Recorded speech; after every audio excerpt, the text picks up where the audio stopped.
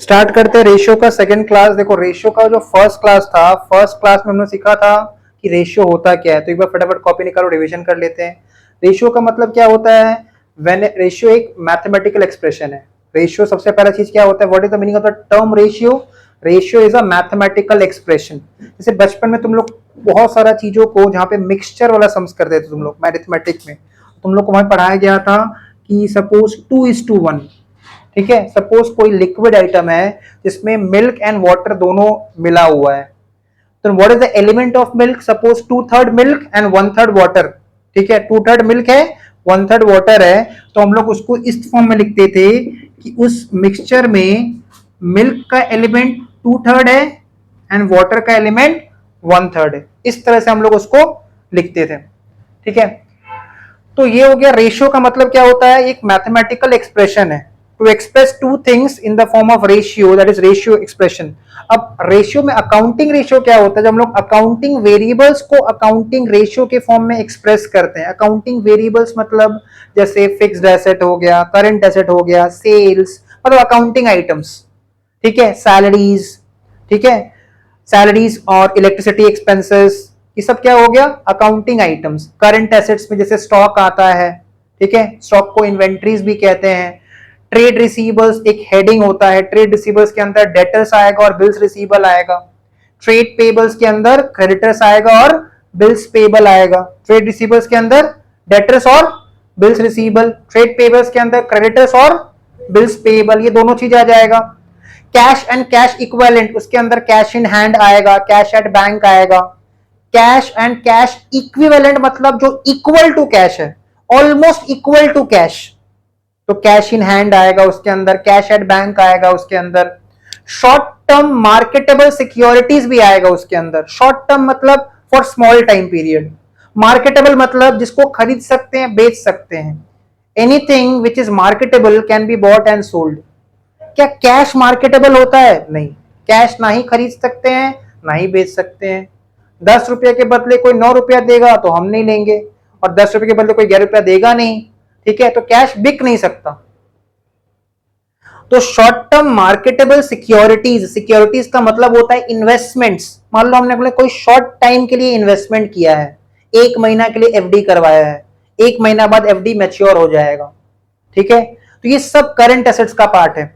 Fixed assets हम लोग को पता है नॉन करंट एसेट्स होता है, उसमें टेंजिबल आइटम भी आता है और इनटेंजिबल आइटम भी आता है। जैसे फिक्स्ड एसेट्स के अंदर हम लोग को पता है नॉन करंट एसेट्स में लैंड एंड बिल्डिंग आएगा, फिक्स्ड एसेट है। Plant and machinery, furnitures, computers, ये सब फिक्स्ड एसेट है। पेटेंट्स भी फिक्स्ड एसेट है, इनटेंजिबल आइटम में आता है। गुडविल, पेटेंट्स, ट्रेडमार्क, कॉपीराइट, ये सब इनटेंजिबल एसेट्स होता है, ठीक है। कोई भी सॉफ्टवेयर इनटेंजिबल एसेट है। इन्वेस्टमेंट दो तरह का होता है, non current investment which is held for more than 12 months, ऐसा इन्वेस्टमेंट जो 12 महीने से ज्यादा हम लोग होल्ड कर रहे हैं, ठीक है। इन्वेस्टमेंट करके छोड़ दिया, 12 महीना बीत चुका है, तो नॉन करेंट इन्वेस्टमेंट। जो इन्वेस्टमेंट किए हुए बस 12 महीना ही हुआ है, विद इन 12 मंथ्स, वो करंट इन्वेस्टमेंट कैटेगरी में आएगा। इन्वेंट्रीज, इन्वेंट्रीज मतलब स्टॉक जो हम लोग रीसेल के लिए रखे हुए हैं, ठीक है। डेटर्स जिससे हमको पैसा रिसीव करना है, receivables, bills receivables, prepaid expenses, accrued income, ये सब करंट एसेट होता है। लाइबिलिटीज हेड में आएंगे तो debentures non current liability head में आएगा, ठीक है। क्या होता है डिबेंचर? जब डिबेंचर चैप्टर पढ़ेंगे तब समझ में आ जाएगा। अभी याद रखना है डिबेंचर एक तरह का लोन है। बैंक से लोन ले रखे हैं, लाइबिलिटी है कि एसेट है? लाइबिलिटी है, नॉन करंट लाइबिलिटी है, अगर 1 साल से ज्यादा समय लगेगा चुकाने में। क्रेडिटर से उधार में सामान खरीद रखे हैं, लाइबिलिटी है। बिल्स पेएबल, लाइबिलिटी है। आउटस्टैंडिंग इलेक्ट्रिक चार्जेस, लाइबिलिटी है। Outstanding bill for repairs, liability है। तो करंट एसेट क्या होता है, करंट लाइबिलिटी क्या होता है, ये सब हम लोग को बेसिक इंफॉर्मेशन पता होना चाहिए। ग्रॉस प्रॉफिट कैसे कैलकुलेट करते हैं ये हम लोग को पता होना चाहिए।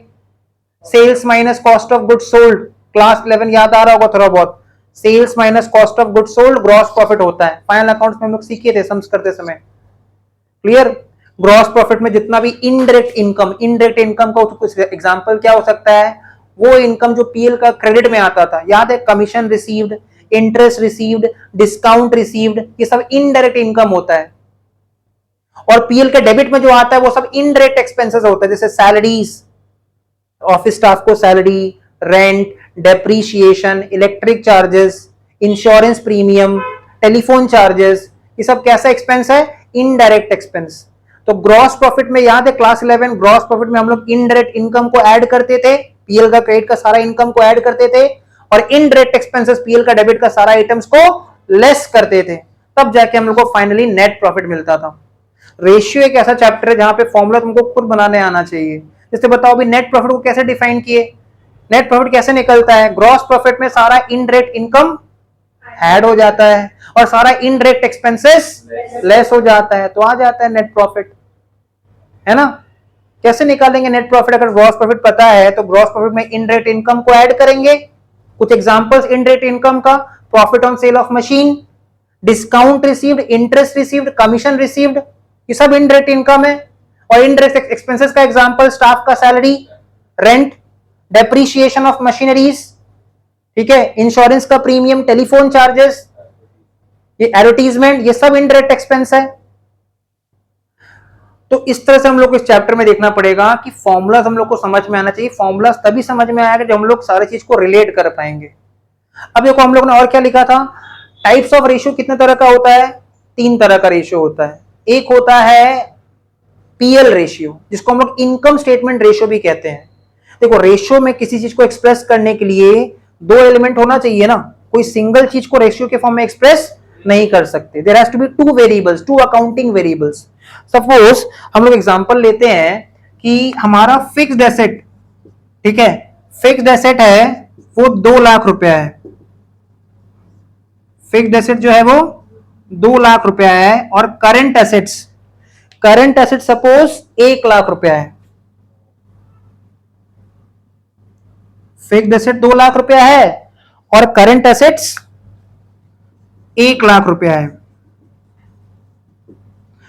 तो अगर हमको कोई बोलेगा कि इसको रेशियो के फॉर्म में एक्सप्रेस करो, तो हम लोग कैसे बोलेंगे? Fixed assets to current assets, fixed assets to current assets is equals to 2 lakh is equals to 1 lakh, है ना? फिक्स्ड एसेट देखो 2 लाख के बराबर है, करंट एसेट 1 लाख के बराबर है, 0 सारा कट जाएगा, तो रेशियो बन जाएगा ना 2:1। तो हम लोग 2 चीजों को एक्सप्रेस करते हैं रेशियो के फॉर्म में। 3 तरह का रेशियो होता है। पहला होता है पीएल रेशियो या फिर income statement ratio, when both the variables relates to item of PL. When we say PL में ट्रेडिंग भी कवर्ड है। When both the items relates to item of PL और trading, then such ratio is termed as PL ratio या फिर income statement ratio. जैसे example लेते हैं, example है ग्रॉस प्रॉफिट रेशियो। देखो ग्रॉस प्रॉफिट रेशियो, इसका हम फॉर्मूला लिख रहे हैं, तो तुम बताना ये दोनों आइटम पीएल का है कि नहीं। ग्रॉस प्रॉफिट ट्रेडिंग पीएल से आता है, डिवाइडेड बाय नेट सेल्स या फिर टर्नओवर, ठीक है, नेट सेल्स ऑब्लिक आरएफओ भी लिख दे रहे हैं। जो वेस्ट बंगाल के स्टूडेंट्स हैं उनके बुक में ना नेट सेल्स लिखा है, और जो सीबीएसई और आईएससी के स्टूडेंट्स हैं उनके बुक में रेवेन्यू फ्रॉम ऑपरेशन वर्ड लिखा है। एक ही चीज होता है, ठीक है। नेट सेल्स और revenue from operation is one and the same thing. बताओ रेवेन्यू फ्रॉम ऑपरेशन या फिर नेट सेल्स, ये आइटम ऑफ बैलेंस शीट है कि ट्रेडिंग पीएल है? ट्रेडिंग पीएल है कि नहीं? ट्रेडिंग अकाउंट कौन बनाता है? जो ट्रेडर होता है। ट्रेडर कौन होता है? One who buys goods and sells goods. Goods खरीदता है, गुड्स बेचता है, वो ट्रेडर है। अब बैंकिंग कंपनी है, वो ट्रेडर थोड़ी है, तो सर्विस इंडस्ट्री है, वो खाली अपना पीएल बनाएगा ना, बैंकिंग कंपनी का ट्रेडिंग अकाउंट नहीं बनेगा। क्लियर? जो सर्विस बेस्ड इंडस्ट्री उनका खाली पीएल बनता है और बैलेंस शीट बनता है, ट्रेडर का ट्रेडिंग अकाउंट बनता है। क्लियर? तो बताओ सेल्स ट्रेडिंग पीएल का आइटम है, पीएल का आइटम है, और ग्रॉस प्रॉफिट भी पीएल का ही आइटम है, तो ग्रॉस प्रॉफिट रेशियो में दोनों एलिमेंट पीएल का आइटम है। देखो दूसरा एग्जांपल बता रहे हैं, नेट प्रॉफिट रेशियो। इसको देख के देखो तुम लोग तुरंत बता दो कि नेट प्रॉफिट रेशियो का क्या फॉर्मूला होगा। ग्रॉस प्रॉफिट रेशियो का फॉर्मूला था gross profit by net sales into 100, ठीक है। तो नेट प्रॉफिट रेशियो का क्या फॉर्मूला होना चाहिए? Net profit by net sales, और परसेंटेज में लाने के लिए, एक्सप्रेस करने के लिए इनटू 100। तो नेट प्रॉफिट भी पीएल का आइटम है और नेट सेल्स भी पीएल का आइटम है। जब दोनों आइटम पीएल का रहेगा तो कौन सा रेशियो माना जाएगा? पीएल रेशियो या फिर इनकम स्टेटमेंट रेशियो, ठीक है। दूसरा टाइप का क्या होता है? Balance sheet ratio. Balance sheet ratio में कैसा एग्जांपल हो सकता है? When both the item relates to items of balance sheet, when both the accounting items relates to items of balance sheet, जैसे हम एग्जांपल ले रहे हैं करंट रेशियो, ठीक है। करंट रेशियो का देखो हम फॉर्मूला लिख रहे हैं, करंट रेशियो का फॉर्मूला होता है current ratio is equals to current assets. कुछ करंट एसेट्स का नाम बताओ, inventories, trade receivables, trade receivables के अंदर डेटर्स भी आता है, बिल्स रिसीवेबल भी आता है, प्रीपेड एक्सपेंस आता है, एक्रूड इनकम आता है, कैश इन हैंड आता है, कैश एट बैंक आता है, ये सब करंट एसेट है। Whole divided by current liabilities. तो बताओ ये दोनों आइटम्स ऑफ पीएल है कि बैलेंस शीट है? बैलेंस शीट है। इसलिए करंट रेशियो किस कैटेगरी में आएगा? ये पीएल रेशियो में आएगा कि बैलेंस शीट रेशियो का एग्जांपल है? Balance sheet ratio. तो पता होना चाहिए, सब एमसीक्यू में आएगा कि पहचानो ये कौन सा रेशियो है, पीएल रेशियो है कि बैलेंस शीट रेशियो है। तो फॉर्मूला पता रहेगा तभी ना तुम उसको देख के पता लगा पाओगे। दोनों आइटम अगर पीएल का है तो पीएल रेशियो, दोनों आइटम अगर बैलेंस शीट रिलेट करता है तो बैलेंस शीट रेशियो, ठीक है। तो करंट रेशियो का एक एग्जांपल है, तो करंट रेशियो एग्जांपल है किसका? बैलेंस शीट रेशियो का। क्रॉस प्रॉफिट रेशियो एग्जांपल है किसका? पीएल रेशियो का। नेट प्रॉफिट रेशियो एग्जांपल है किसका? पीएल रेशियो का। समझ में आ रहा है? जैसे एक तो और लिख रहे हैं, तुम लोग बताना ये पीएल का रेशियो है कि बैलेंस शीट रेशियो है। लिक्विड रेशियो और एसिड, ये फॉर्मूला सब हम लोग याद हो जाएगा, सब लिख लेंगे। फॉर्मूला को लेकर टेंशन नहीं, फॉर्मूला को समझने ज्यादा टेंशन है। एसिड टेस्ट रेशियो और क्विक रेशियो, ये तीनों एक ही चीज होता है, ठीक है। पहले देखो हम एसिड टेस्ट रेशियो का फॉर्मूला बता रहे हैं। CA stands for current assets, ठीक है। करंट एसेट से हम लोग क्या करेंगे? दो चीज को एलिमिनेट कर देते हैं। एलिमिनेट मतलब माइनस कर देंगे, एक इन्वेंट्रीज और दूसरा प्रीपेड एक्सपेंसेस। तो करंट एसेट से देखो क्या माइनस कर रहे हैं, ये बीच में माइनस का साइन दिया हुआ है। इन्वेंट्रीज भी माइनस कर देंगे और प्रीपेड एक्सपेंसेस भी माइनस कर देंगे। क्या इन्वेंट्रीज करंट एसेट का पार्ट होता है? बिल्कुल, इन्वेंट्रीज करंट एसेट का पार्ट होता है। इन्वेंट्री मतलब stock, stock is a part of current asset. क्या प्रीपेड एक्सपेंस भी करंट एसेट का पार्ट होता है? बिल्कुल। मतलब पहले तुमको इस सारा को करंट एसेट्स के अंदर लेना है अलोंग विद अदर आइटम, जैसे cash in hand, cash at bank, debtors, stock, prepaid expense, accrued income, bills receivable, सबको लेना है एक साथ। फिर उसमें से लेके उसमें से इन्वेंट्रीज और प्रीपेड एक्सपेंस को माइनस करना है। एक स्टूडेंट बोला सर हम लेंगे ही नहीं, माइनस ही नहीं करना पड़ेगा। सब बुद्धि लगाने से नहीं चलेगा, जैसा फॉर्मूला है वैसा तुमको लेके करना पड़ेगा। Whole divided by current liabilities, whole divided by current liabilities, ठीक है। Whole divided by current liabilities. तो ये जो करंट लाइबिलिटीज है ना, ये माइनस बैंक ओडी, ये सिर्फ वेस्ट बंगाल स्टूडेंट्स को लिए है, ठीक है। सीबीएसई और आईएससी के लिए नहीं है। सीबीएसई और आईएससी का फॉर्मूला में खाली करंट लाइबिलिटीज ही आता है, ठीक है। फॉर्मूला मॉडिफाई हो चुका है और मॉडिफाइड फॉर्मूला जो है वो सीबीएसई और आईएससी यूज कर रहा है, वेस्ट बंगाल आज भी आउटडेटेड फॉर्मूला यूज कर रहा है। क्लियर? तो एज पर योर बुक तुमको पढ़ना है, टीएस लेवल अगर बुक फॉलो कर रहे हैं तो उसमें अभी भी करंट लाइबिलिटीज लिखा हुआ है, माइनस बैंक ओडी, कोई सम्स में ऐसा नहीं है। अगर रहेगा तो हम लोग माइनस करके करेंगे। अब ये फॉर्मूला समझा क्या रहा है? देखो सबसे पहले लिक्विड रेशियो का फॉर्मूला बता रहे। देखो ये पहले इसको समझो, करंट एसेट बैलेंस शीट का आइटम है, इन्वेंट्रीज बैलेंस शीट का आइटम है, प्रीपेड एक्सपेंस एसेट होता है बैलेंस शीट का आइटम है, ये सब बैलेंस शीट का आइटम है। तो ये भी किस कैटेगरी में आएगा? Balance sheet ratio. अब इसी चीज को, ये जो न्यूमरेटर में लिखा है ना, इसी को हम लोग बोलते हैं लिक्विड एसेट्स। ऐसा एसेट जो जल्दी से जल्दी कैश में कन्वर्ट हो जाएगा। लिक्विड का मतलब कैश, लिक्विडिटी का मतलब क्या होता है? Cash. Those assets which can be transformed और converted into cash, है ना, उसको हम लोग बोलेंगे लिक्विड एसेट। जैसे देखो अगर हमको कैश में कन्वर्ट करना है तो सबसे हाईएस्ट लिक्विफाइड एसेट कौन सा होता है? Cash itself, cash in hand, खुद ही कैश है वो। कैश एट बैंक, उसके लिए हमको या तो बैंक विजिट करना पड़ेगा या तो चेक वेक साइन करके डालना पड़ेगा, तब पैसा विड्रॉ करेंगे तब वो कैश में कन्वर्ट होगा। तीसरा आता है बिल्स रिसीवेबल, जब उसका टाइम पीरियड आएगा, जब उसका ड्यू डेट आएगा तब वो कैश में कन्वर्ट हो जाएगा।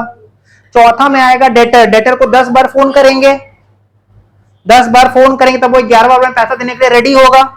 फिर वो 12 बार फोन करेंगे, फिर वो भूल गया रहेगा, फिर उसको फोन करेंगे तब वो हम लोग को बिल साइन करके देगा, बिल साइन करके देगा तब जाके 2 महीने बाद उसका टाइम आएगा पैसा देने का, तब पैसा कैश में कन्वर्ट होगा। एंड लास्ट जो एकदम लास्ट स्टेप है जो कैश में कन्वर्ट होने सबसे ज्यादा टाइम लगाएगा, वो है इन्वेंट्रीज। इन्वेंट्रीज मतलब स्टॉक। स्टॉक पहले बिकेगा उधार में, डेटर्स क्रिएट होगा, डेटर्स क्रिएट होगा तो उसको 10 बार बोलना पड़ेगा 11वां बार में फिर जाके वही स्टोरी, फिर जाके पैसा देगा, तो बहुत जल्दी ये कैश में कन्वर्ट नहीं होता है, इसलिए ये लिक्विड एसेट नहीं है। और प्रीपेड एक्सपेंस भी, जिसका हमने प्री पेमेंट कर दिया है, वो कैश में कन्वर्ट नहीं हो पाएगा, उसको तो पेमेंट कर दिए हैं, है ना, अब उससे हमको सर्विस लेना ही पड़ेगा, एडवांस में जो पेमेंट कर रखे हैं, तो ये दोनों लिक्विड एसेट नहीं होता है। मतलब करंट एसेट में जो जो आइटम आता है, ये दोनों आइटम को छोड़ के वो सब हाईली लिक्विड है। लिक्विड मतलब बहुत जल्दी कैश में कन्वर्ट हो जाएगा। कैसे पॉसिबल है? हमने प्री पेमेंट कर दिया है ना, एडवांस में पेमेंट कर दिया, अब उसमें से रिफंड नहीं हो सकता। कहां से रिफंड होगा? एक बार पेमेंट कर दो तो रिफंड कहां से होगा? ठीक है, क्लियर। एक्रूड इनकम देखो कैश में कन्वर्ट हो जाएगा, वो फीस रिसीवेबल है, ड्यू है, आने वाला है, तो जैसी हो सकता है 1-2 दिन में आ जाए, कैश में कन्वर्ट हो जाएगा, मतलब वो हाईली लिक्विड है। क्लियर। लिक्विडिटी के फॉर्म में हम लोग कैश को सबसे पहले होल्ड करते हैं। कैश तो कैश है, हाईली लिक्विड, उसके बाद कैश एट बैंक आता है, बिल्स रिसीवेबल आता है, एक्रूड इनकम आता है, डेटर्स आएगा, ये सब फिर भी जल्दी जल्दी कैश में कन्वर्ट हो जाएगा। बट इन्वेंट्री बहुत समय लगेगा। इन्वेंट्री तो भी पड़ा हुआ है मेरे पास, ये भी बिकेगा, उधार में बिकेगा, फिर 1-2 महीना टाइम लगेगा, फिर वो बिल्स ऑफ एक्सचेंज हमको देगा, ठीक है, फिर उसका ड्यू डेट आएगा, तब वो कैश में कन्वर्ट होगा। इतना लंबा समय है, तो इसको हम लोग लिक्विड में कंसिडर नहीं करते। और न्यूमरेटर में आ जाएगा लिक्विड लाइबिलिटीज। लिक्विड लाइबिलिटीज कैसे निकलता है? Current liabilities minus bank OD. अब इसी चीज का यहां पे फॉर्मूला क्या हो जाएगा? Quick assets. क्विक एसेट्स मतलब जो क्विकली कैश में कन्वर्ट हो जाएगा। तो इन्वेंट्रीज और प्रीपेड एक्सपेंस तो क्विकली होगा नहीं, इसलिए वो लोग क्विक एसेट नहीं है। Divide by quick liabilities. तो तुम देखो यहां पे ये तीनों एक ही चीज है। एसेट टेस्ट रेशियो को पहले समझो। Current asset minus inventories plus prepaid expense, ये ब्रैकेट खुल जाएगा तो इन्वेंट्री भी माइनस होगा और प्रीपेड एक्सपेंस भी माइनस होगा। मतलब current assets minus inventories minus prepaid expense liquid asset होता है, और current assets minus inventories minus prepaid expense quick asset होता है। मतलब जो लिक्विड एसेट होता है वही क्विक एसेट होता है, जो क्विक एसेट होता है वही लिक्विड एसेट होता है। तो लिक्विड एसेट क्या है? Current assets minus inventories minus prepaid expense. तो क्विक एसेट क्या है? Current assets minus inventories minus prepaid expense. Clear. और current liabilities minus bank OD, bank OD से डब्ल्यूबी के लिए ये लिक्विड लाइबिलिटी होता है, और यही क्विक लाइबिलिटी भी होता है। तो ये सब कौन सा आइटम है? ये सब आइटम्स ऑफ पीएल है कि बैलेंस शीट है? बैलेंस शीट, तो बैलेंस शीट रेशियो है। ठीक है। थर्ड वाला क्या पढ़े थे? मिक्स्ड रेशियो, या फिर इसको कॉम्पोजिट रेशियो भी कहते हैं। Mixed ratio is also known as composite ratio, जिसमें एक आइटम पीएल का रहेगा और एक आइटम बैलेंस शीट का रहेगा। जैसे समझो debtors turnover ratio, debtors turnover ratio. अब क्लास 11 से हम लोग अकाउंटिंग पढ़ते आ रहे हैं, हम लोग को पता है डेटर्स का मतलब वो पर्सन जिससे पैसा रिसीवेबल है कि पेएबल है? रिसीवेबल है, ये सब तो बेसिक है, सबको पता होना चाहिए। जिससे हमको पैसा रिसीव करना है, पैसा लेना है, वो हमारा डेटर है। और डेटर क्रिएट कैसे हुआ था? सेल्स से। हमने उसको उधार में सामान बेचा था। मोर स्पेसिफिक कौन सा सेल्स? Credit sales. मतलब डेटर्स का रिलेशन किससे है? क्रेडिट सेल्स से है। वो बिजनेस जो उधार में सामान बेचता ही नहीं है, उसका डेटर्स का बैलेंस 0 होगा। हाँ, डेटर का रिलेशन सेल्स से है ना। डेटर्स का जन्म होता कहां से है? सेल से। हम लोग उधार में सामान बेच, सेल्स, हाँ, SALES, सेल्स, सेल्स। डेटर्स का जन्म कैसे होगा? उधार में सामान बेचेंगे तब ना होगा। अगर हम उधार में सामान बेचेंगे ही नहीं तो हमारा डेटर्स का बैलेंस 0। सोचो एक बिजनेस का पॉलिसी है, वो लोग 1 रुपया उधार में सामान नहीं बेचता। हाँ, तो और पैसा देना है फिर माल लेना है, पैसा देना है माल लेना है, तो उनका कैश सेल्स होता है सिर्फ, क्रेडिट सेल्स 0। और अगर क्रेडिट सेल्स 0 तो किसी से पैसा लेना भी नहीं है उनको, रिसीवेबल नहीं, कोई टेंशन नहीं उनको कि इससे पैसा मिलेगा कि नहीं मिलेगा, तो सब टेंशन हम लोग पालते ही नहीं है। डेटर्स का बैलेंस 0 है हमारा। तो डेटर्स किससे रिलेटेड है? सेल्स से। एंड मोर स्पेसिफिक कौन सा सेल्स? Credit sales. वैसे ही बताओ क्रेडिटर्स, क्रेडिटर्स मतलब जिसको हमको पैसा देना है, पेएबल्स। तो पेएबल्स क्रेडिटर्स किससे रिलेटेड होगा? परचेज, एंड मोर स्पेसिफिक कौन सा परचेज? Credit purchase. तो अगर हम इसका फॉर्मूला बनाएं तो फॉर्मूला कैसे बनेगा देखो, जैसे for example debtors turnover ratio, DTR, debtors turnover ratio. तो टर्नओवर का मतलब जनरली मतलब होता है सेल्स, ठीक है, खाली सेल्स ही नहीं होता है, इसका एक मतलब होता है सेल्स। तो डेटर्स टर्नओवर रेशियो, तो टर्नओवर का रेशियो में फॉर्मूला देखो क्या बन रहा है, net credit sales divided by average debtors oblique receivables. क्योंकि डेटर्स का बात था इसलिए एवरेज डेटर्स डिनोमिनेटर, और डेटर का रिलेशन किससे है? सेल्स से, तो वो न्यूमरेटर है ना। अब देखो इसको देखते हुए तुम नेक्स्ट फॉर्मूला खुद बता ही दोगे, ट्राई करो क्रेडिटर्स टर्नओवर रेशियो का क्या फॉर्मूला होगा? क्रेडिटर्स किससे रिलेटेड है? परचेज, तो ऊपर में क्या आ जाएगा? नेट क्रेडिट परचेज, और नीचे में क्या आ जाएगा? Average creditors oblique payables. Average creditors बोलो या पेएबल्स बोलो। तो तुम देखो क्या यहां पे एक आइटम पीएल का है? हाँ है। क्या यहां पे एक आइटम बैलेंस शीट का है? वो भी है। तो जब एक आइटम पीएल का है, दूसरा आइटम बैलेंस शीट का है, एक आइटम पीएल का है, दूसरा आइटम बैलेंस शीट का है, तब ये किस टाइप का रेशियो होता है? Mixed ratio. तो टाइप्स ऑफ रेशियो तीन तरह का होता है, एक होता है पीएल या फिर इनकम स्टेटमेंट रेशियो, एक होता है बैलेंस शीट रेशियो, और एक होता है mixed ratio. When both the items are items of PL then it is PL ratio और income statement ratio. Example gross profit ratio, आगे चल के पढ़ेंगे वो सब। When both the items relate to items of balance sheet तब balance sheet ratio, and when one of the item relates to PL the other relates to balance sheet then it is mixed ratio या फिर composite ratio. अब classification of ratio, ratio को classify करेंगे, चार तरह का ratio होता है। एक होता है लिक्विडिटी रेशियो। रेशियो का क्लासिफिकेशन जो हम लोगों ने कॉपी में लिखा था उसका अगर हम लोग रिवीजन करेंगे तो एक होता है लिक्विडिटी रेशियो। बिना ये सब थ्योरी जाने तुम चैप्टर को समझ ही नहीं पाओगे। तो क्लासिफिकेशन में, क्लासिफिकेशन का अगर बात करते हैं, क्लासिफिकेशन ऑफ रेशियोज, तो पहला होता है लिक्विडिटी रेशियो। लिक्विडिटी रेशियो क्या बताता है कि क्या फर्म इतना सॉल्वेंट है, इतना फाइनेंशियली साउंड है, इतना केपेबल है कि वो अपना short term liabilities, short term debts, short term liabilities, short term dates या फिर करंट लायबिलिटीज का रीपेमेंट कर सकता है या नहीं। Is the firm is solvent enough to repay its short term debts, short term liabilities. क्या फर्म इतना फाइनेंशियली साउंड है, क्या फर्म के पास इतना पैसा है, क्या फर्म इतना सॉल्वेंट है कि वो अपना शॉर्ट टर्म डेट्स का पेमेंट कर सकता है या नहीं। ये कौन सा रेशियो से पता चलेगा? लिक्विडिटी रेशियो कैलकुलेट करके पता चलेगा। जब लोग लिक्विडिटी रेशियो कैलकुलेट करेंगे तब उसमें पता चलेगा कि फर्म इतना सॉल्वेंट है कि नहीं। सॉल्वेंट मतलब firm is in a position to repay its debts और नॉट, ठीक है। इनसॉल्वेंट मतलब firm is not in a position to repay its debts. Solvency ratio, solvency ratio क्या बताता है? Is the firm is solvent enough to repay its long term debts. क्या firm के पास इतना पैसा है कि वो अपना लॉन्ग टर्म डेट्स का रीपेमेंट कर सके?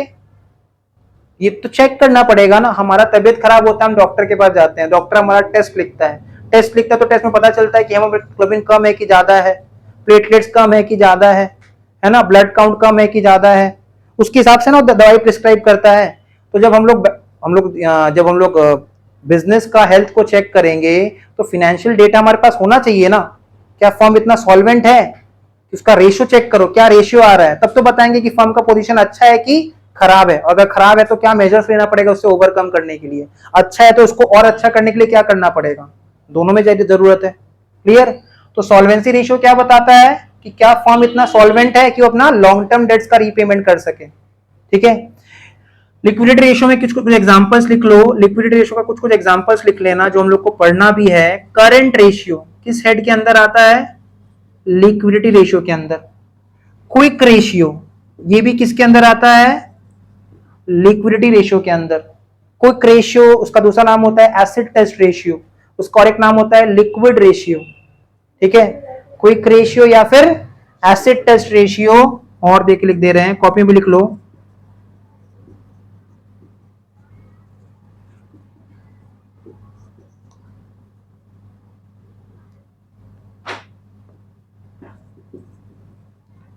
तो ये सब किसका एग्जाम्पल है?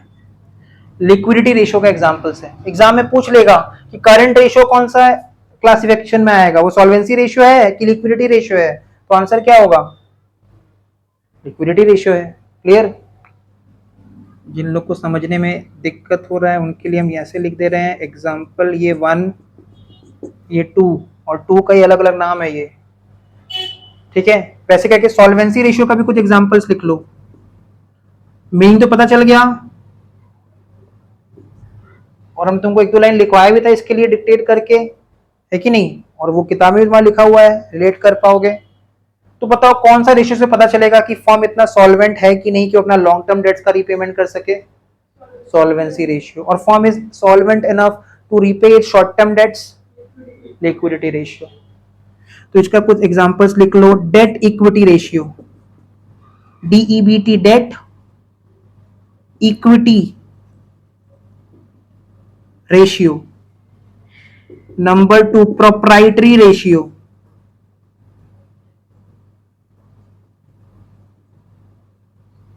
Number 3 interest coverage ratio.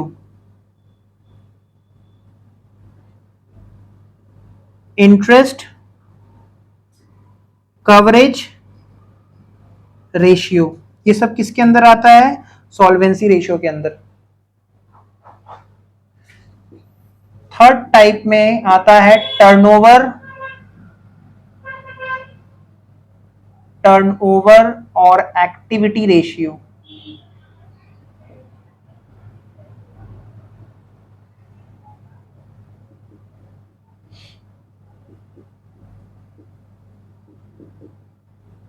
Turnover ratio या फिर इसका दूसरा नाम होता है एक्टिविटी रेशियो। टर्नओवर रेशियो जो भी रहेगा ना उसको हम लोग टाइम्स में एक्सप्रेस करते हैं। टर्नओवर रेशियो का जो भी आंसर रहेगा उसको कैसे एक्सप्रेस करते हैं? Expressed in times. रेशियो को देखो हम लोग कैसे कैसे एक्सप्रेस कर सकते हैं? रेशियो को हम लोग परसेंटेज फॉर्म में एक्सप्रेस कर सकते हैं, इस टू फॉर्म में एक्सप्रेस कर सकते हैं, जैसे 2:1। ठीक है, या फिर इसको हम लोग टाइम्स के फॉर्म में भी एक्सप्रेस कर सकते हैं। ठीक है, टाइम्स के फॉर्म में भी एक्सप्रेस कर सकते हैं। तो 2 टाइम्स, टाइम्स वर्ड किसके लिए यूज होगा? टर्नओवर या फिर एक्टिविटी रेशियो के लिए। अब देखो ये टर्नओवर का मतलब क्या है? सपोज हम लोगों ने उधार में गुड्स बेचा है डेटर्स को, 2 लाख रुपया गुड्स उधार में बेचा है, और हमने क्रेडिट टर्म पे बेचा है। क्रेडिट टर्म पे बेचा है 2 महीना का क्रेडिट टर्म, मतलब अगर आज गुड्स बेचा है तो पैसा 2 महीना के अंदर या 2 महीना रहते रहते मिलेगा। मतलब आज का तारीख है, सपोज 1 तारीख है आज, तो नेक्स्ट 1 तारीख का नेक्स्ट 1 तारीख को पैसा मिलेगा। ठीक है, इतना दिन हम उसको पैसा के लिए टोकेंगे नहीं। इसी कंडीशन पे उसने हमसे गुड्स खरीदा और हमने उसको गुड्स बेचा है, इसको क्रेडिट टर्म्स कहते हैं। तो एक बात बताओ, अगर हम हर 2-2 महीना पे कलेक्शन करेंगे तो साल में कितना बार कलेक्शन करेंगे? 6 बार, है कि नहीं? सोचो अगर अपना क्रेडिट टर्म को बढ़ा देते हैं, 2 महीना से 3 महीना कर देते हैं, अब बताओ साल में कितना बार कलेक्शन होगा? 4 बार। सोचो हम अपना क्रेडिट टर्म को 6 महीना कर देते हैं, अब बताओ साल में कितना बार कलेक्शन होगा? 2 बार। तो जितना ज्यादा हम अपना क्रेडिट टर्म को बढ़ाते रहेंगे ना, उतना ज्यादा कलेक्शन का प्रोसेस स्लो हो जाएगा कि फास्ट हो जाएगा? स्लो हो जाएगा। हम चाहते हैं कि हमारा कलेक्शन फास्ट हो, तुरंत तुरंत तुरंत माल बिके, तुरंत उधार में बेचे, तुरंत पैसा आ जाए। 1 दिन का क्रेडिट में माल बेचते हैं, आज बेचे कल परसों पैसा आ जाएगा। तो ये बिजनेस ज्यादा अच्छा है ना। ब्लॉकेज, डेटर्स का ब्लॉकेज कम होगा। ब्लॉकेज समझ में आता है? उधार में माल तो बेच दिया, पैसा फंसा हुआ है, दे नहीं रहा है अगला पैसा। तो हम ट्राई करेंगे कि मेरा टर्नओवर, डेटर्स का टर्नओवर ज्यादा से ज्यादा हो कि कम से कम हो? ज्यादा से ज्यादा हो। सोचो अगर हम 1 महीना का क्रेडिट पीरियड पे सामान बेचते हैं, 1 महीना का क्रेडिट पीरियड पे, तो साल में कितना बार कलेक्शन होगा? 12 बार कलेक्शन होगा। 1 महीना का क्रेडिट, समझ में आ रहा है? At the end of the year मेरे बैलेंस शीट में जो डेटर्स होगा ना, वो 1 महीना का सेल्स होगा। कैसे?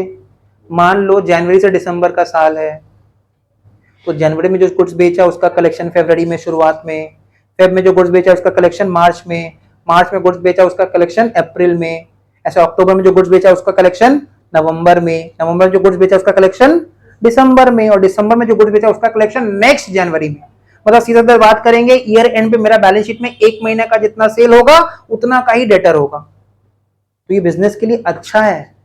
तुम अगर 2 महीने का क्रेडिट में सामान बेचोगे ना, तो तुम्हारा बैलेंस शीट में 2 महीने का क्रेडिट सेल का डेटर रहेगा, पैसा ज्यादा ब्लॉक रहेगा, जो कि ज्यादा अच्छा नहीं है।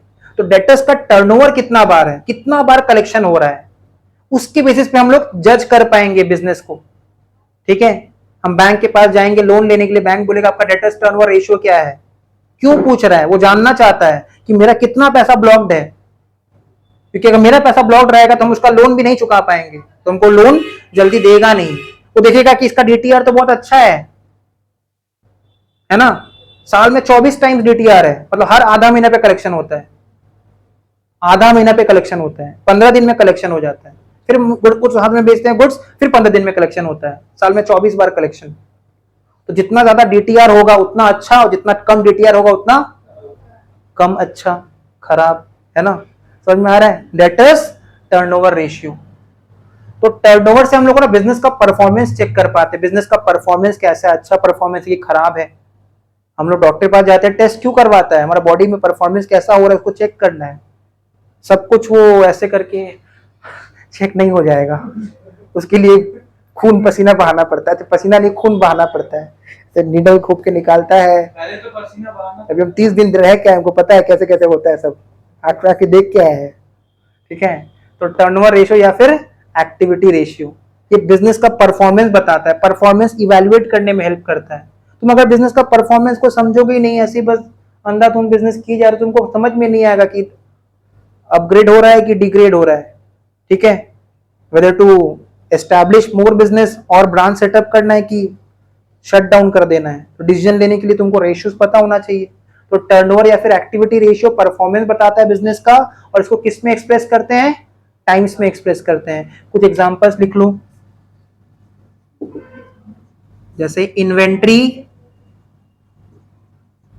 Turnover ratio, inventory turnover ratio या फिर स्टॉक टर्नओवर रेशियो एक ही बात है। ठीक है, इन्वेंट्री टर्नओवर रेशियो या फिर स्टॉक टर्नओवर रेशियो एक ही बात है। क्लियर, ये एक एग्जांपल हो गया। दूसरा एग्जांपल लिख लो, डेटर्स टर्नओवर रेशियो।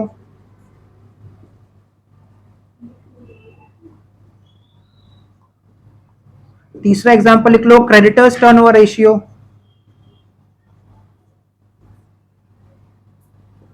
तो रेशियो चैप्टर ऐसा नहीं कि बस फॉर्मूला बेस्ड है, ये एक मिथ है, गलत धारणा है, लोगों का गलत सोच है कि फॉर्मूला रहेगा और सम्स बन जाएगा। नहीं, फॉर्मूला सामने लेके बैठ जाओ, सम्स नहीं बनेगा जब तक तुमको पता नहीं कि फॉर्मूला अप्लाई कैसे करना है।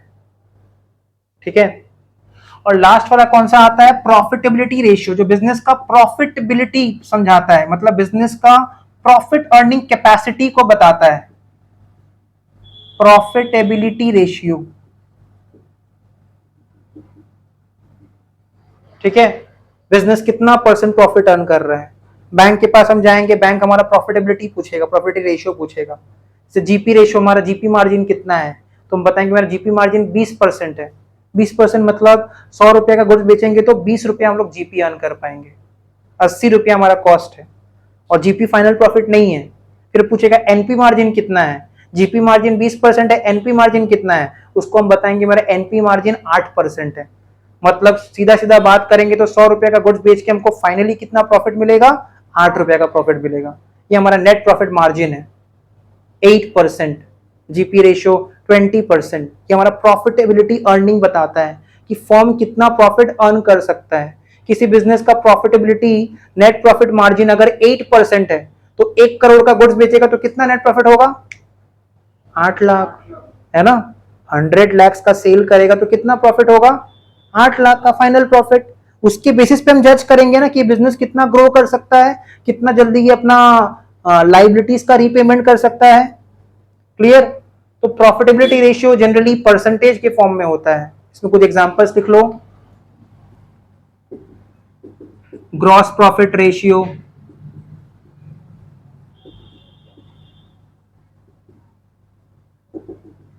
Net profit ratio,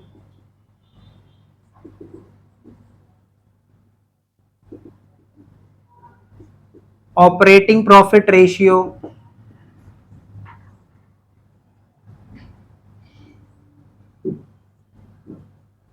operating profit क्या होता है वो हम लोग चैप्टर करते करते सीखेंगे, ठीक है। ऑपरेटिंग रेशियो, ये दो अलग अलग चीज है। Operating profit ratio and operating ratio, जिसका दूसरा नाम होता है ऑपरेटिंग रेशियो का दूसरा नाम होता है ऑपरेटिंग कॉस्ट रेशियो। तो ये सब हमारा सिलेबस का पार्ट है जो हम लोग को पढ़ना है, जिसके बारे में हम लोग को पता होना चाहिए। अब देखो हम लोग को क्लासिफिकेशन से इतना समझ में आ गया कि अगर हमसे कोई एक एक लाइन पूछ लेगा तो हम बता पाएंगे। बताओ कौन सा रेशियो परफॉर्मेंस बताता है बिजनेस का? टर्नओवर या फिर एक्टिविटी रेशियो। और किसको टाइम्स में एक्सप्रेस करते हैं? टर्नओवर रेशियो को। कौन सा रेशियो बिजनेस का प्रॉफिट अर्निंग कैपेसिटी बताता है? कौन सा रेशियो बताता है कि firm short term dates payment कर सकता है कि नहीं, और लॉन्ग टर्म डेट्स के बारे में। तो ये हम लोग को बैकग्राउंड क्लियर हो गया। अब देखो पीडीएफ में आते हैं सम नंबर 1 में। अच्छा, पीडीएफ में आने से पहले हम लोग क्या करेंगे, सम स्टार्ट करने से पहले हम लोग 3 पेज का जगह छोड़ देंगे, 3 से या फिर 4 पेज का जगह छोड़ देना। 4 पेज का जगह छोड़ के फिर सम नंबर 1 स्टार्ट करना। ये 4 पेज में हम लोग जैसे जैसे फॉर्मूला आता जाएगा जैसे जैसे फॉर्मूलाज को लिखते जाएंगे। तो 3-4 पेज छोड़ के नया कॉपी जो तुम लाए हो उसमें स्टार्ट कर दो। Okay, let's start. पहले हेडिंग दे दो फॉर्मूलाज या फॉर्मूले, एक ही बात है।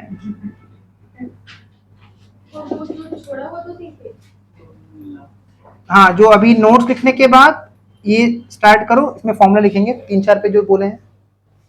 करंट रेशियो, सर ये मतलब 4 पेज में लिखना है इसके बाद? नहीं, वही 4 पेज में लिखना है। करंट रेशियो का फॉर्मूला होता है करंट एसेट्स। अरे बाबू, जो 4 पेज है ना उसमें फॉर्मूला ही लिखना है, तो वहीं से लिखिए। छोड़ना नहीं है मतलब 4 पेज? कॉपी थोड़ा दिखाना को, 4 पेज दिखाते हैं। देखो यहाँ पे नीला अक्षर दिख रहा है, आधा पेज, 1, 1.5, 2.5, 3.5 और यहाँ तक 4। तो ये इतना में फॉर्मूला लिखेंगे हम लोग, और जब जो सम्स करेंगे ना वो यहाँ से करेंगे। हम सारा फॉर्मूला एक साथ नहीं लिखाएंगे, तुम देखो, देखते के समझ में आ जाएगा। धीरे-धीरे फॉर्मूला लिखाएंगे, उसका जगह छोड़ना। हाँ, अब तुम समझे। करंट रेशियो का फॉर्मूला क्या होता है? करंट एसेट्स बाई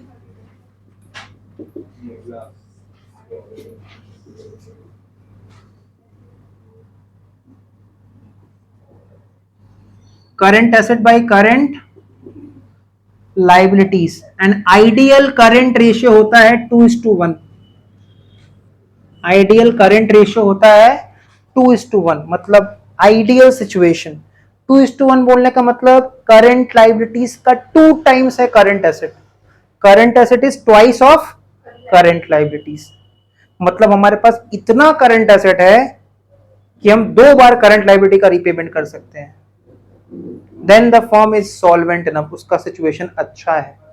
अगर सोचो current ratio is less than 2, then the situation is favorable कि unfavorable? Unfavorable. More than 2, favorable, बहुत अच्छा है। Ideal is 2.1, तुम 5:1 कर दो, और अच्छा है, 5 गुना।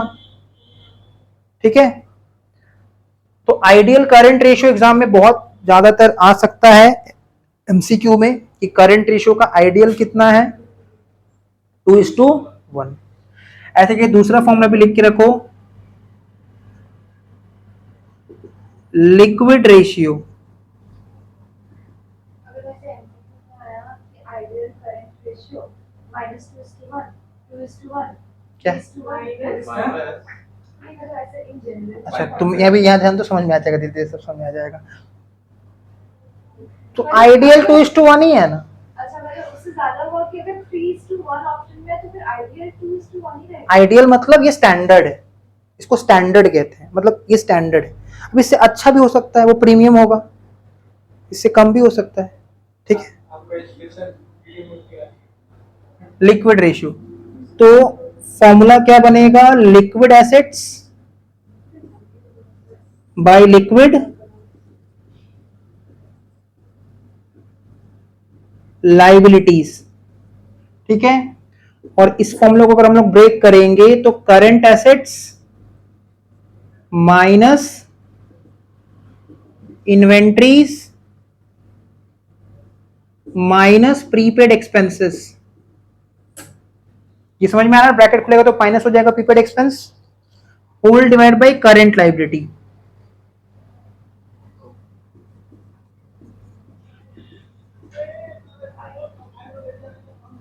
एसिड टेस्ट रेशियो, तो सेम फॉर्मूला,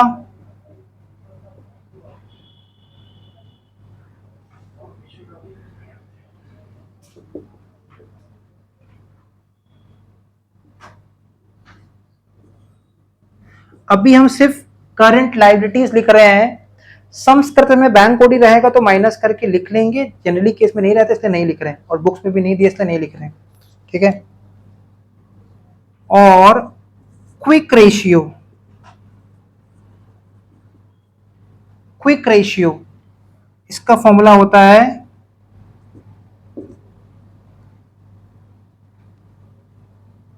जैसे देखो, लिक्विड रेशियो को पहले इसमें तोड़े फिर उसको इसमें तोड़े, एसिड टेस्ट रेशियो डायरेक्टली यही होता है, तो बीच का कुछ नहीं है। क्विक रेशियो का फॉर्मूला होता है quick assets bye quick liabilities. तो क्विक एसेट्स का मतलब current assets minus inventories minus prepaid expenses. ऊपर में दो जगह फॉर्मूला हम लगाए हैं, बस ब्रैकेट लगाए हैं तो प्लस था, इधर ब्रैकेट हटा दिए तो माइनस हो गया, दोनों चीज एक ही है, whole divide by current liabilities. तो ये दो फॉर्मूला लिखने के बाद हम लोग स्टार्ट करेंगे सम नंबर 1। पीडीएफ में आ जाओ, क्वेश्चन नंबर 1 में आ जाओ। सम नंबर 1 में आते हैं, पीडीएफ का क्वेश्चन नंबर 1।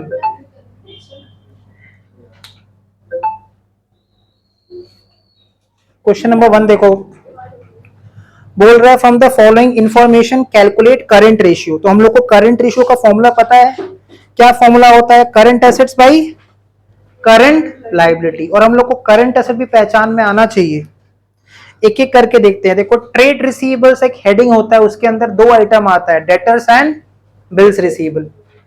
वैसे ट्रेड पेएबल्स हेड के अंदर दो आइटम आता है, क्रेडिटर्स एंड बिल्स पेएबल। तो trade receivables that is debtors कितना दिया है क्वेश्चन में, 7,20,000। ये करंट एसेट है कि करंट लाइबिलिटी है, करंट एसेट है। नेक्स्ट आइटम क्या दिया है देखो क्वेश्चन में, प्रीपेड एक्सपेंसेस, ये करंट एसेट है कि करंट लाइबिलिटी है, करंट एसेट है। Cash and cash equivalent current asset है। मार्केटेबल सिक्योरिटीज को अपना अपना शीट में अंडरलाइन करके लिख लो। मार्केटेबल सिक्योरिटीज का मतलब short term investment. Marketable securities का मतलब क्या होता है, शॉर्ट टर्म इन्वेस्टमेंट, ये भी करंट एसेट होता है। सिक्योरिटीज का मतलब इन्वेस्टमेंट्स, सिक्योरिटीज का मतलब शेयर्स, डिवेंचर्स, ठीक है, इसको सिक्योरिटीज कहते हैं हम लोग, है ना। वर्ड सीखे ना, सिक्योरिटीज प्रीमियम, तो सिक्योरिटीज कहते हैं। मार्केटेबल मतलब which can be bought and sold, जिसका मार्केट वैल्यू है, जो मार्केट में खरीदा जा सकता है, बेचा जा सकता है। तो मार्केटेबल सिक्योरिटीज का मतलब शॉर्ट टर्म इन्वेस्टमेंट्स, वो भी करंट एसेट है, ठीक है। शॉर्ट टर्म बोल रहे हैं मतलब करंट एसेट है। लैंड एंड बिल्डिंग ये नॉन करंट एसेट होता है, मतलब ये करंट एसेट का पार्ट नहीं है, तो ये सम्स में कहीं पे भी यूज नहीं होगा, बेकार का दिया हुआ है। बिल्स पेएबल करंट लाइबिलिटी होता है, क्रेडिटर्स करंट लाइबिलिटी होता है, डिबेंचर्स हमेशा हमेशा हमेशा हमेशा हमेशा नॉन करंट लाइबिलिटी। डिबेंचर्स हमेशा कौन सा लाइबिलिटी होता है, non current liability. Inventories current asset होता है, और एक्सपेंसेस पेएबल मतलब वही आउटस्टैंडिंग एक्सपेंसेस, जिसको तुम बचपन में आउटस्टैंडिंग एक्सपेंसेस बोलते थे, उसको मॉडिफाई करके नाम लिखा है एक्सपेंसेस पेएबल। तो स्टार्ट करते सम, करंट रेशियो हम लोग को कैलकुलेट करना है, तो लिखेंगे current ratio is equals to current assets whole divided by current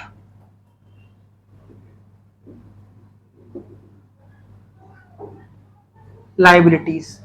अब जो जो करंट एसेट्स दिया है उसको एक एक करके हम लोग लिखते चलते हैं।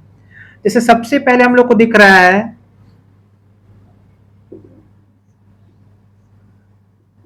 डेटर्स, फिर लिख देंगे प्रीपेड एक्सपेंसेस। सबको ब्रेक कर करके दिखाएंगे, डायरेक्टली वैल्यू पुट नहीं करना है। प्रीपेड एक्सपेंसेस के बाद लिख देंगे cash and cash equivalents. Cash and cash equivalents में क्या क्या आएगा? कैश इन हैंड आएगा, कैश एट बैंक आ जाएगा। एक थ्योरी चैप्टर है फाइनेंशियल स्टेटमेंट एनालिसिस, उसमें तुमको यही सब सीखना है कि डेटर्स किस हेड के अंदर आता है। ट्रेड रिसीवेबल्स, ट्रेड रिसीवेबल्स के अंदर डेटर्स आएगा, बिल्स रिसीवेबल आएगा। कैश एंड कैश इक्विवेलेंट के अंदर कैश इन हैंड आएगा, कैश एट बैंक आएगा। ठीक है, तो इस चैप्टर के साथ साथ तुम्हारा वो जो फाइनेंशियल स्टेटमेंट एनालिसिस जो थियोरेटिकल पार्ट है वो भी 75-80% कवर अप हो जाएगा। अच्छा, उसके बाद मार्केटेबल सिक्योरिटीज, ये भी करंट एसेट है। मार्केटेबल सिक्योरिटीज का मतलब देखो नीचे हिंट भी दिया हुआ है, marketable securities means short term investment. Marketable securities का मतलब होता है short term investment, and short term का मतलब ही करंट एसेट। Marketable securities. उसके बाद क्या आ जाएगा बताओ? लैंड एंड बिल्डिंग को लेंगे करंट एसेट में? नहीं लेंगे। बिल्स पेबल क्रेडिटर्स, क्या ये सब करंट एसेट है? डिवेंचर्स तो नॉन करंट लाइबिलिटी होता है। इन्वेंट्रीज करंट एसेट है तो उसको ले लेंगे। इन्वेंट्रीज का मतलब होता है स्टॉक, इन्वेंट्रीज का मतलब होता है स्टॉक। और डिनोमिनेटर में लेना है करंट लाइबिलिटीज, तो करंट लाइबिलिटीज में पहला आइटम दिख रहा है बिल्स पेबल, दूसरा आइटम दिख रहा है सन्ड्री क्रेडिटर्स,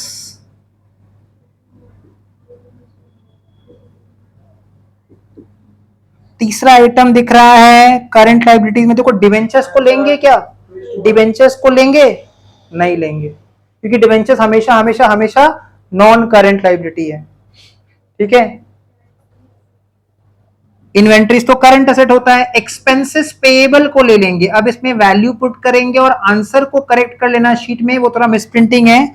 22:1 दिया है, वो 2:1 होगा, तो इसमें वैल्यू पुट करते हैं।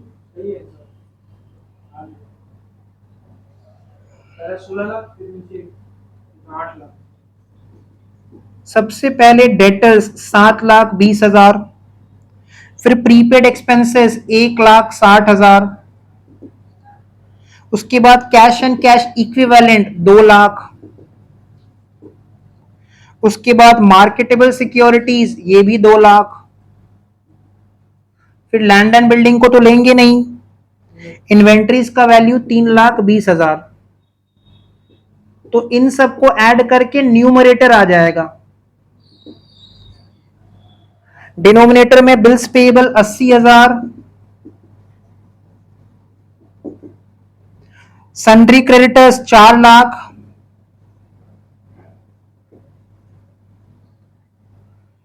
And expenses payable 3,20,000। तो न्यूमरेटर में 7,20,000 और 1,60,000 और 2 लाख, तो 7,20,000 और 1,60,000 हो जाएगा 88। 8,80,000, 10,80,000, 12,80,000, 16 लाख। डिनोमिनेटर में 4,80,000 और 3,20,000 8 लाख, तो 16/2 मतलब 2:1। आंसर को थोड़ा करेक्शन कर लेना शीट में, 22:1 है, वो मिसप्रिंटिंग है, वो 2:1 होगा।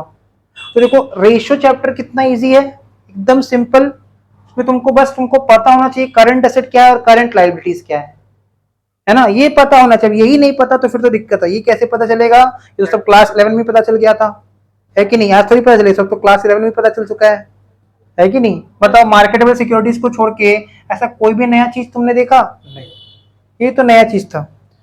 सम नंबर 2 में आ जाओ।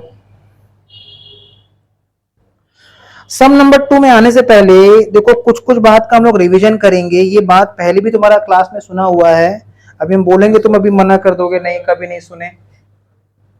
क्या रहने दे, हो गया ना तुम्हारा। सर वो किया हाँ लॉन्ग टर्म से नहीं निकाले तो उसके लिए कर लेना तुम घर पे। सर वो पर नहीं किया डेटा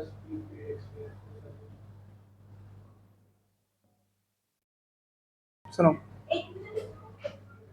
बिफोर स्टार्टिंग सम नंबर टू में देखो, सम नंबर टू करने से पहले एक चीज समझो, जो अभी तुमको हम रफ में बता रहे हैं, ये एक बैलेंस शीट है, ठीक है।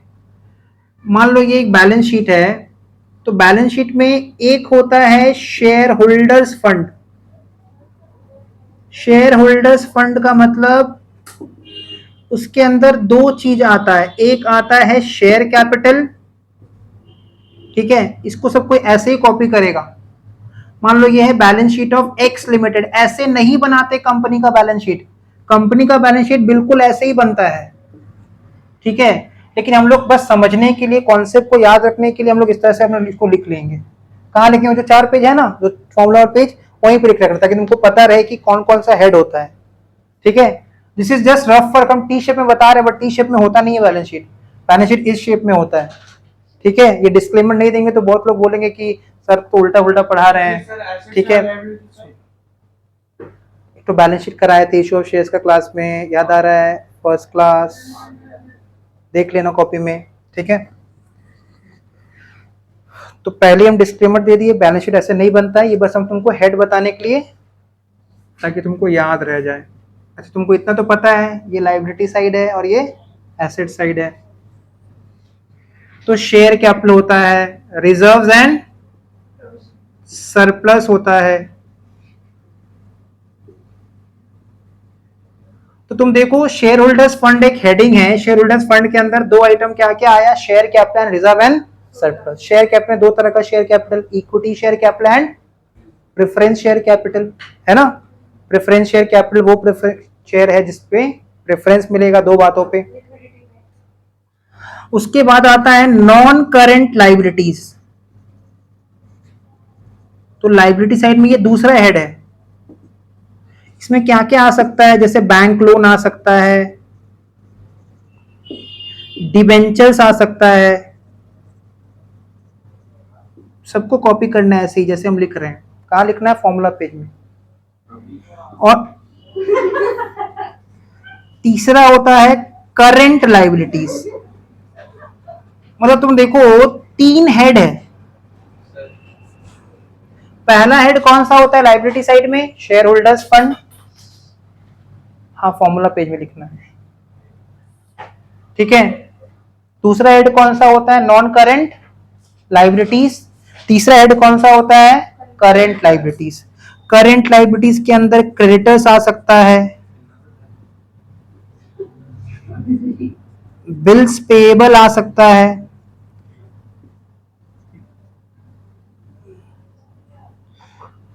तो ये जो बैलेंस शीट हम लोग लिख रहे हैं ये एक्सक्लूसिव नहीं है, ये इंक्लूसिव है। मतलब ऐसा नहीं कि जो लिखा बस इतना ही है, और भी बहुत कुछ है, ये बस एक डेमो है ना।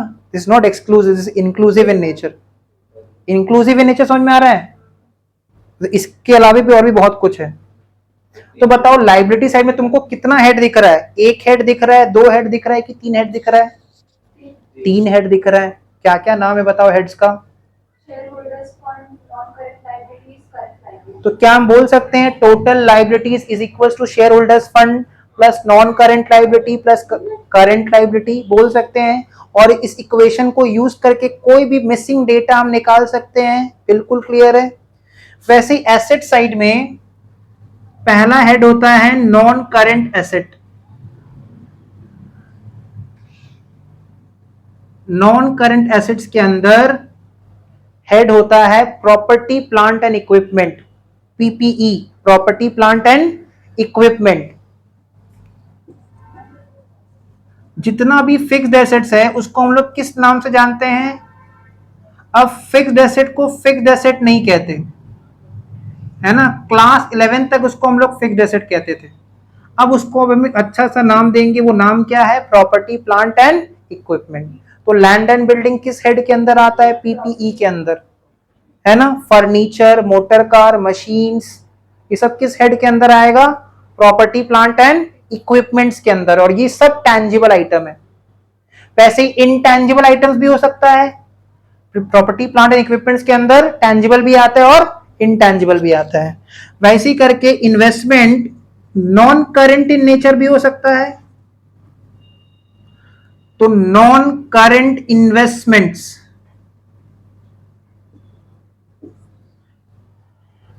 बताओ अगर क्वेश्चन में लिखा है fixed tangible asset, fixed tangible asset, तो वो सिर्फ पीपीई है कि पूरा नॉन करंट एसेट है? वो सिर्फ पीपीई है, बिकॉज अभी तो बताए फिक्स्ड टेंजिबल एसेट्स क्या होता है, land, building, plant, machinery, motor car, furniture, है ना। क्लियर, सुनना है हर बात को, ऐसा नहीं खाली लिख लें समझ में आ जाएगा। रेशियो चैप्टर ऐसा चैप्टर जहाँ पे हम लोग हर एक आइटम का पोस्टमार्टम करेंगे। तुमको पता है पोस्टमार्टम में क्या होता है? हाँ, तो वही चीज होने वाला है, तुमको अंदर अंदर से समझना पड़ेगा एक एक चीज। Until and unless you know the terms, तुमको जब तक टर्म्स नहीं क्लियर रहेगा तुम उसको फॉर्मूला में ला नहीं पाओगे। क्लियर। नेक्स्ट क्या आएगा इसमें बताओ, करंट एसेट्स आ जाएगा। तो एसेट साइड में हम देख सकते हैं कि दो ही हेड होता है, एक होता है नॉन करंट एसेट और दूसरा होता है करंट एसेट्स। इसमें तो कितना सारा हो सकता है, इन्वेंट्रीज हो सकता है, ट्रेड रिसीवेबल्स हो सकता है। ट्रेड रिसीवेबल्स के अंदर क्या क्या आएगा, debtors and bills receivable. Cash and cash equivalent हो सकता है। ये सब क्यों बता रहे हैं, ताकि सम नंबर 2 समझ में आए। अब एक बात बताओ, क्या total asset equal to total liability होता है? हाँ, total asset to total liability होता है, मतलब जितना टोटल एसेट है वही टोटल लायबिलिटी है। और total liability is equal to share holders fund plus non current liability plus current liability, ये बात क्लियर है। And total asset is equal to non current assets plus current assets, ये बात भी क्लियर है। या फिर total assets is equal to property plant and equipment plus non current investment plus current asset, ये बात भी क्लियर है। ये सब एक ही चीज है, घुमा फिरा के एक ही चीज बोले जा रहे हैं खाली। क्लियर। अब देखो सम नंबर 2 में आओ, क्वेश्चन नंबर 2।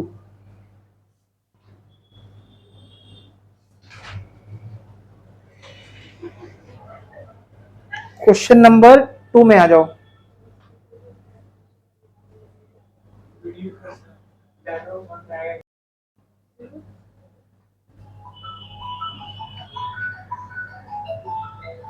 सम नंबर 2 देखो, सम नंबर 2 में भी हम लोग को करंट रेशियो ही कैलकुलेट करना है। लिखा हुआ है देखो, टोटल एसेट 20 लाख रुपया। तो अगर टोटल एसेट 20 लाख रुपया, तो क्या हम बोल सकते हैं टोटल लायबिलिटी भी 20 लाख रुपया? बोल सकते हैं। जिसमें फिक्स टेंजिबल एसेट्स 10 लाख है, शेयर होल्डर्स फंड बता दिया 12,80,000, नॉन करंट लायबिलिटीज बता दिया 5,20,000, नॉन करंट इन्वेस्टमेंट बता दिया 6 लाख। देखो हमको करंट रेशियो निकालने के लिए मसाला में 2 आइटम चाहिए, एक करंट एसेट और एक करंट लायबिलिटी। दुनिया भर का चीज बता दिया, जो चाहिए वो नहीं बताया, है ना। करंट एसेट भी नहीं दिया है और करंट लायबिलिटी भी नहीं दिया है। तो पहले हमको ये दो निकालना पड़ेगा, तब ना फॉर्मूला में पुट करेंगे। तो खाली फॉर्मूला आने से सम्स बन जाएगा ऐसा नहीं है। ऐसा नहीं कि एग्जाम में करंट एसेट और करंट लायबिलिटी दे देगा, खाली फॉर्मूला पुट करना है, ऐसा चैप्टर नहीं होता है। तो अब देखो इसमें हम लोग कैसे करेंगे, लिखो total assets, since total assets is equals to rupees 20 lakh, therefore total liabilities is equals to rupees 20 lakhs। क्योंकि टोटल एसेट 20 लाख है, मतलब टोटल लायबिलिटी भी 20 लाख है, ये बात क्लियर है। नेक्स्ट लाइन, इक्वेशन बनाओ। टोटल लायबिलिटीज, लायबिलिटी साइड में 3 हेड आता है, एक होता है share holders fund,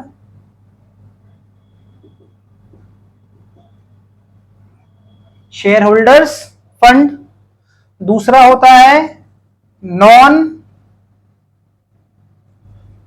current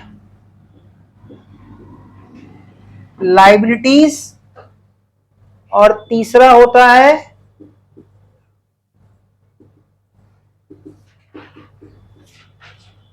current liabilities. ये इक्वेशन क्लियर है सबको? इक्वेशन में वैल्यू पुट करो,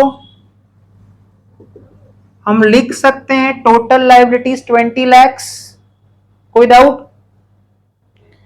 क्वेश्चन में देखो, शेयर होल्डर्स फंड 12,80,000 दिया हुआ है,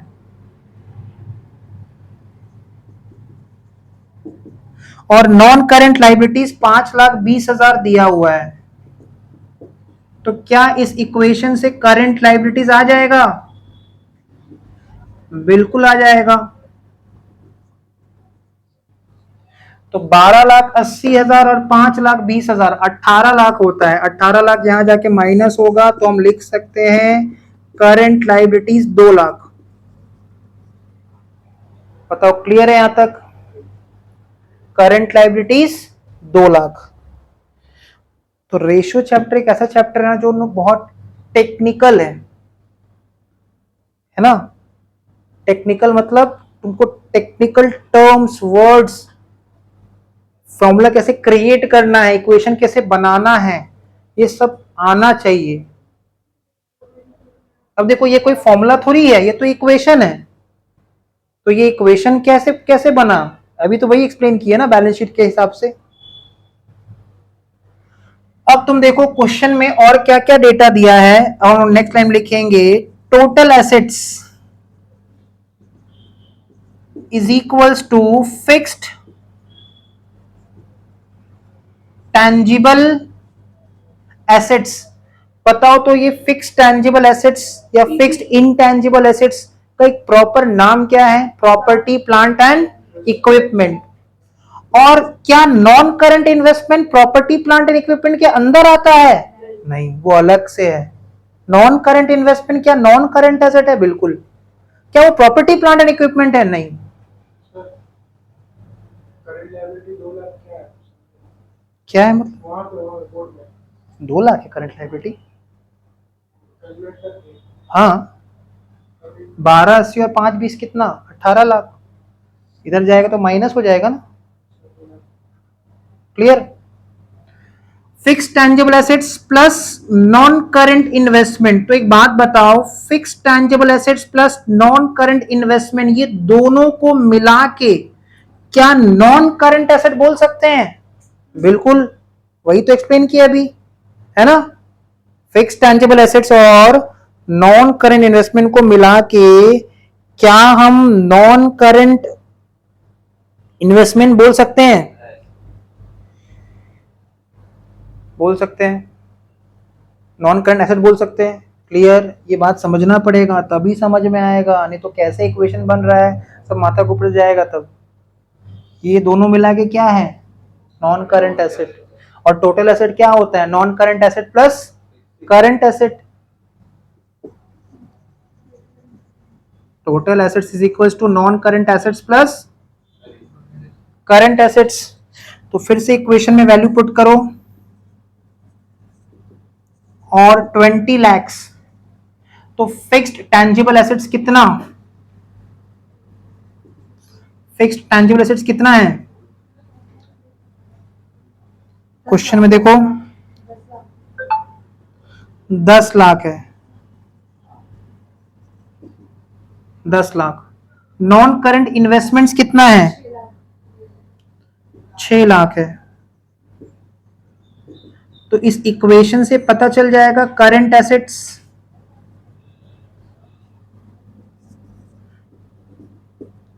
तो 10 और 6 16 लाख, यहां जाके माइनस होगा तो current assets 4 lakh.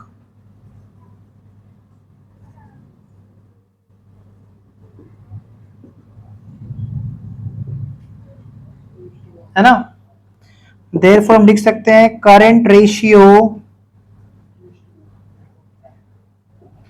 Is equals to current asset by current liabilities. और करंट एसेट कितना?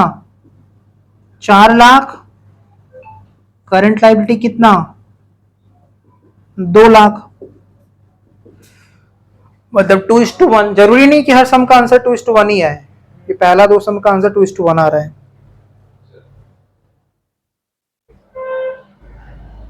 नहीं